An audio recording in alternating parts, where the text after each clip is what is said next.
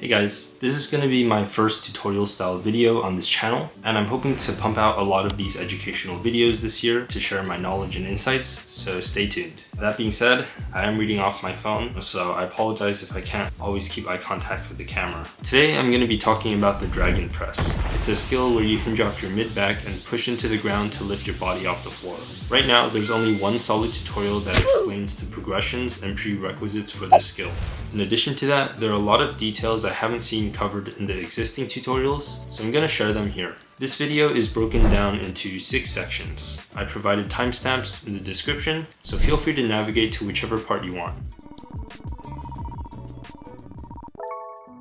Firstly, I think it's important to make a disclaimer that I haven't mastered the dragon press by any means. I've trained the skill for 5 months and unlocked a 6-second dragon press in that time, but I'm sure many people can unlock it more quickly than me and do it with better quality. That being said, I feel like I've learned most of the technical insights I need to increase my hold time to over 10 seconds. Now that that's out of the way, let's talk about whether the skill is worth training. If you look it up on the Street Workout Wiki, it says that the dragon press has a small carryover to other posterior chain skills, mainly the parallel bars Victorian or the front lever. It has almost no carryover to the front lever touch. I can't speak on the Victorian since I haven't started training for it yet, but for front levers and FLPUs, I don't think it helped me that much. As for touch front levers, I was actually kind of surprised to read that the dragon press doesn't have any carryover. This is because the shoulder position in both exercises seems pretty similar. But now that I've unlocked the dragon press, I've realized that a strong dragon press doesn't give you a touch front lever. Even though the shoulder positions are similar, the loading conditions are different. In a touch front lever, you not only have to extend your shoulders, but also retract them to some extent. In the dragon press, since you can hinge off your mid-back, you can focus more on the shoulder extension component. Also, the dragon press lets you use more assistance from your triceps to complete the movement. One tip I'll be covering later is to enter the movement with bent arms and then straighten them once you're holding it. Even though the dragon press lacks carryover to front lever elements, I still think it's a great exercise for 2 reasons. First, it's a solid rehab exercise. Some of you might know that I injured my left rhomboid last year spamming touch front levers. Even when I took breaks or regressed to regular front lever progressions, the pain kept coming back. But when I started training dragon presses 5 months ago, I didn't feel any pain in my rhomboids. They were definitely heavily activated in the movement, but my body was able to recover and adapt to this level of load. I believe this exercise is one of the reasons I was able to climb back to my peak front lever recently. Of course, I'm not saying that the dragon press is the only reason I recovered, but it definitely played a role. The second reason the dragon press is great is that it conditions the rear delts without interfering much with regular front lever training. Even though it's not super specific to the touch front lever, I do think the dragon press strengthens the rear delts a lot.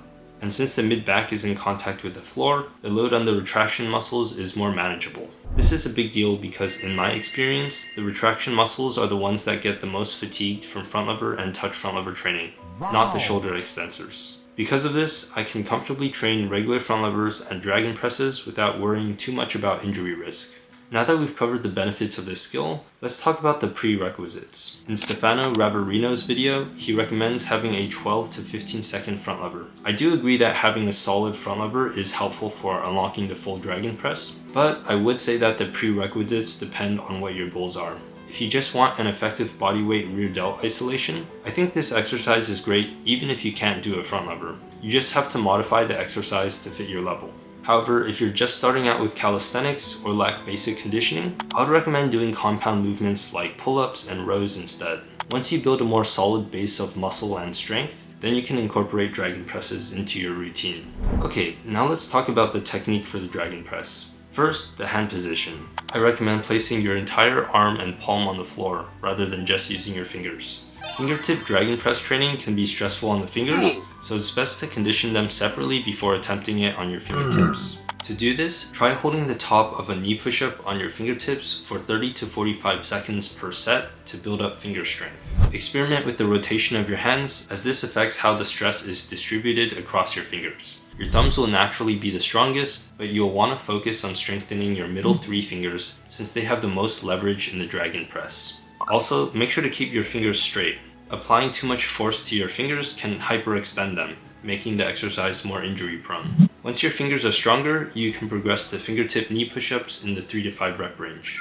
Going back to the palms down hand position, I recommend placing your entire arm on the floor during initial progressions such as the advanced tuck, isometric, and dynamic progressions. This makes it easier to build a strong mind-muscle connection with your rear delts since you can focus on extending your shoulders rather than pushing through your hands. For these exercises, aim to hold for over 10 seconds or do more than 5 repetitions per set. In this initial phase of your dragon press training, you can put this exercise near the end of your workout if it isn't your top priority. It's not too physically intensive, and the goal is to develop technique rather than hyper-specific strength. A common mistake at this stage is kipping from the hips instead of pushing through the shoulders, so it's worth spending time perfecting your technique early on. Once your fingers are properly conditioned and your mind-muscle connection with your shoulders is solid, you can start incorporating fingertip dragon press training. The first progression in the fingertip dragon press is the advanced tuck dragon press. Like Stefano Ravarino, I think the tuck dragon press is kind of pointless since you'll end up focusing more on rolling backwards than pushing into the ground. For this variation and future ones, finger placement is key. If your fingers are too far forward, you won't be able to leverage your triceps effectively. But if they're too close, then you won't be able to leverage your shoulder extensors properly.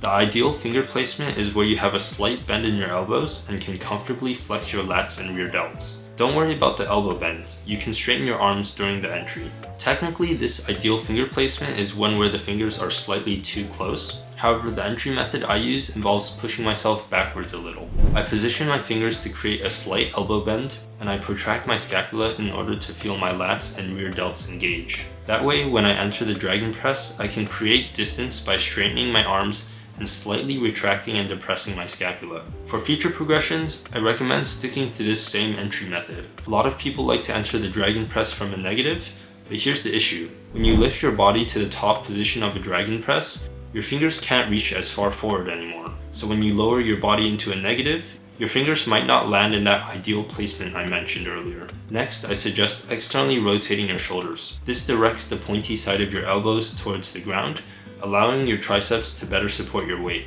Hey, this is Editor Jimmy. I just wanted to make a slight correction to what I just said. The external rotation method does allow you to leverage your triceps better, but it does have its drawbacks. I personally got slightly injured in my left tricep from using this technique with very high intensity attempts. I more recently switched to a slightly internally rotated technique, so slightly widening my grip and turning my arms in such that my elbows are slightly pointed to the side. And I found that with internal rotation and a slightly wider grip, I can feel my back muscles activate a little bit more, and my hold time is pretty strong as well, and maybe even stronger. There's a slight disadvantage to the internal rotation grip as well, which is that it makes the straightening arm entry a little bit harder. So again, I'm not sure if I can give a definite recommendation to what amount of external or internal rotation is perfect for this skill, but I just want you to be aware I'm still exploring it, so I can't give you take everything I'm saying with a grain of salt, if that makes sense. After the advanced tuck dragon press is the super advanced tuck dragon press. In this variation, your hip angle relative to your torso is more than 90 degrees. The entry and technique principles are the same as the advanced tuck. However, the super advanced tuck progression has a large range of difficulties depending on how far you extend your legs. I recommend getting a solid 135-degree super advanced tuck before moving on to harder progressions. In addition to the super advanced tuck, you can also do the one leg or alternating one leg dragon press. Again, the difficulty depends on how much you tuck your non-extended leg.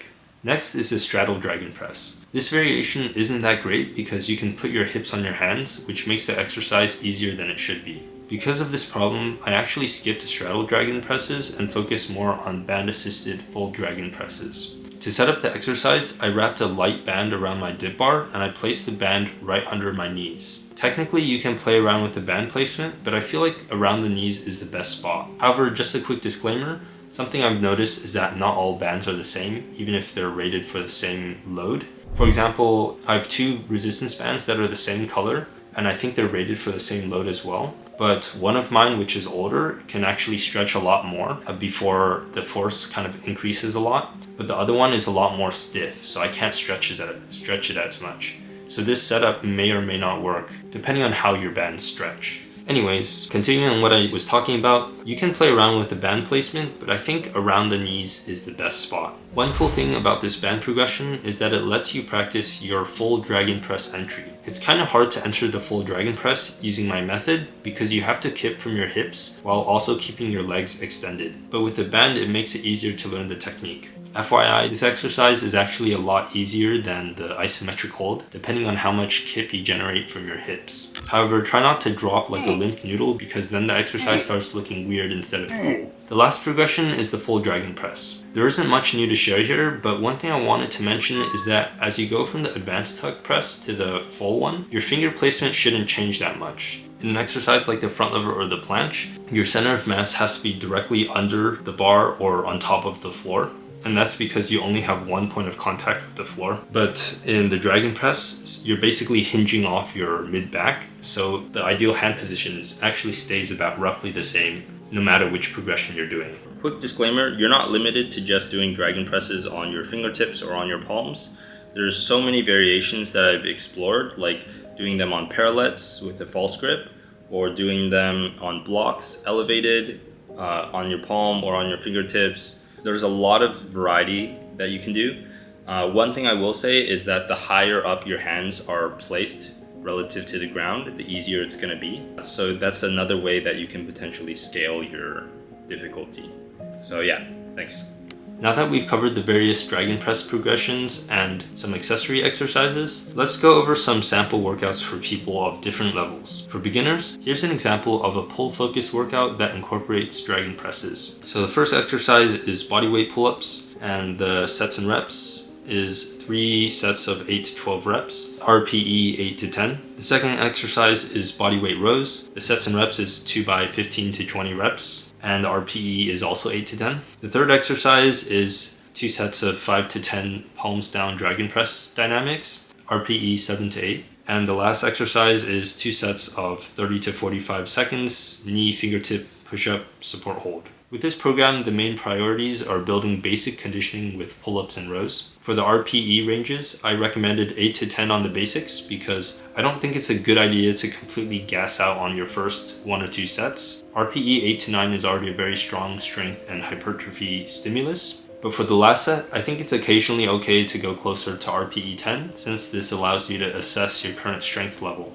As for the dragon press progression, I incorporated it as a rear delt isolation and a basic introduction to skill training. The fingertip conditioning lays the foundation for the fingertip advanced tuck dragon press in the future. This program might not be realistic or optimal for all people, so take it with a grain of salt. You might prefer to put the dragon press variation at the beginning of your session if it's too difficult to do at the end, or if you want to prioritize skill work over basic conditioning. As for frequency, I think 2 to 3 times per week is a good training frequency for upper body training. And between the sessions, I like to vary the exercises, exercise order, volume, and intensity in order to optimize performance and recovery. If you're curious about how I do that, feel free to check out my front lever programming video or my front lever pull-up video where I provided a link to several programs I use to unlock the skill.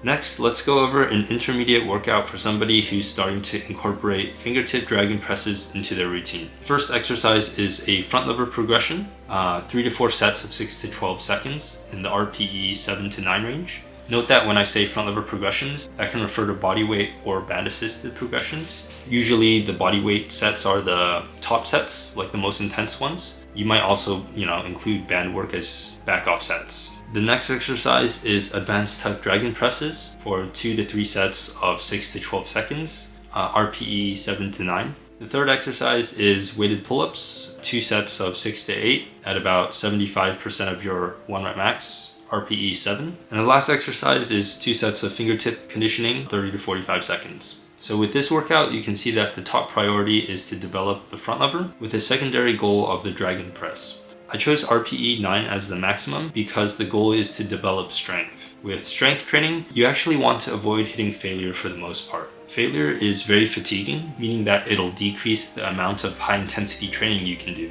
On the other hand, if you're going below RPE 7, you might have to do more sets to make up for the lack of volume in your working sets. As for the weighted pull-ups, I just put it there to act as maintenance volume on basic conditioning. If you don't already have a really solid front lever, having a stronger weighted pull-up will be pretty helpful for your progress. So a potential alternative to this program is to make weighted pull-ups the secondary goal and dragon presses kind of a tertiary or accessory goal. But if you do that, you just have to be a bit more mindful of your volume because front levers and weighted pull-ups use more of the same pulling muscles, especially the lats. Lastly, I kind of wanted to talk about my current dragon press training. It's pretty similar to the intermediate workout I mentioned earlier. However, I don't do weighted pull-ups right now since I don't think it'll help me that much with my skills training. And right now I prioritize front levers a bit more than dragon presses, but it kind of depends. Most of the time right now, I'll start off with front levers and do my 3 to 5 working sets or whatever. And then after that, I'll go into some dragon press work or dragon press conditioning. But on other days, I might just start the workout with dragon presses and then do front levers after that in a lower intensity range than I probably would have. But like I said before, there isn't too much conflict between the two exercises. So even if I go somewhat intense on one, I usually can do the other about the same level. As for the progressions I train, I mainly use the band-assisted dragon press isometric or some variation of the entry drill I mentioned earlier. And this might surprise you guys because if I already unlocked the full dragon press, why am I still training with bands, right? Well, this actually not only applies to the dragon press, but I'm doing the same thing for front levers as well. I tested my max recently and it was around 18 seconds, but that doesn't mean I should only do bodyweight front levers and I should only train extremely close to my max hold. For my working sets, even though my max is 18 seconds, I might only do working sets of 10 to 12. And then there's obviously going to be days where I'm weaker than normal. So if I worked out on Monday and then I'm working out again on Wednesday, I might still be under recovered. So in that case, I'll probably do front lever training with a light band. That's what I mean when I say even if you can hold a front lever or even if you can hold a dragon press, there's still a lot of benefit to using those regressions that helped you get there. That's a little tip from me to you. Just not to rush the progressions and get too caught up in the specificity aspect of training. Also be realistic with recovery and managing your intensity a little bit. For my frequency of body weight attempts in the full dragon press, I might do it like every once in a while, maybe 30%-ish of my sessions. For my fingertip conditioning, I'll either do the fingertip push-up support position, the 2 by 30 to 45 seconds thing I mentioned earlier, or fingertip knee push-ups. For fingertip conditioning, you can probably do this basically every upper body session. If you're doing a bunch of intense like dragon press holds, that might already suffice for conditioning your fingers. But if you're gonna do like a light day where you kind of take a break from dragon presses, or if you're just doing a lot like less intensity and less volume or whatever, then you might want to incorporate a couple of the fingertip stuff, because they actually, from my experience, they can get pretty beaten up, but they also kind of recover decently quick. Not saying that's the case for everyone. Listen to your body. That's very important. Yeah, so that's all for this video. I hope it wasn't too boring and I hope it was somewhat helpful. And yeah, have a good one, guys. Bye.